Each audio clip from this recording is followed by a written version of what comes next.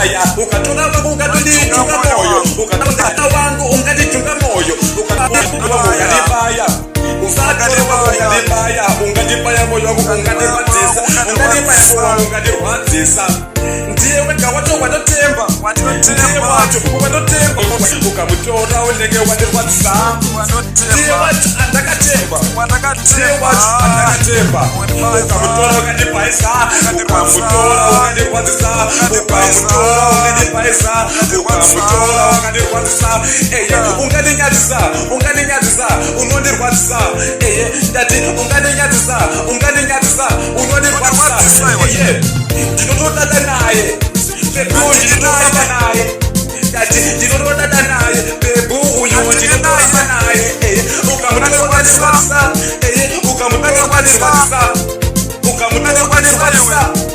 ukamutora kwanirwadzisa ndati inani naye mwana ine andi naye nemumvura mese kanaye ukatora wangu ndati unganibaya ndati ukatora wangu moyo wangu unganibaya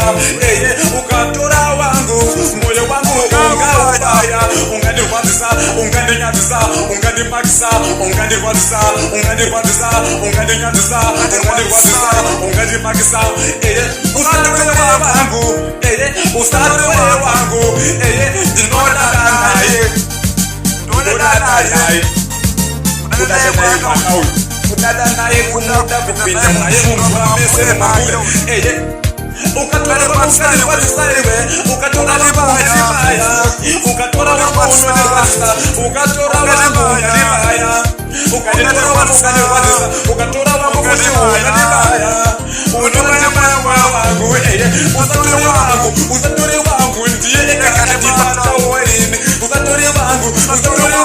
ndiye akandibata weini ukatora wangu ungandirwadzisa ukatora wangu kuti ungandinyadzisa ukatora wangu ungandirwadzisa ukatora wangu ungandirwadzisa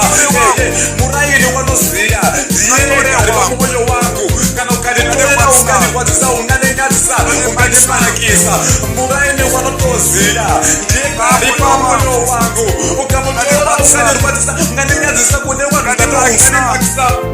usatore wangu ndati usatore wangu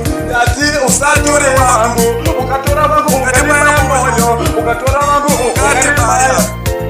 unonibaya moyo kujichunga yini pamoyo usatore moyo wangu usatore mamoyo wangu West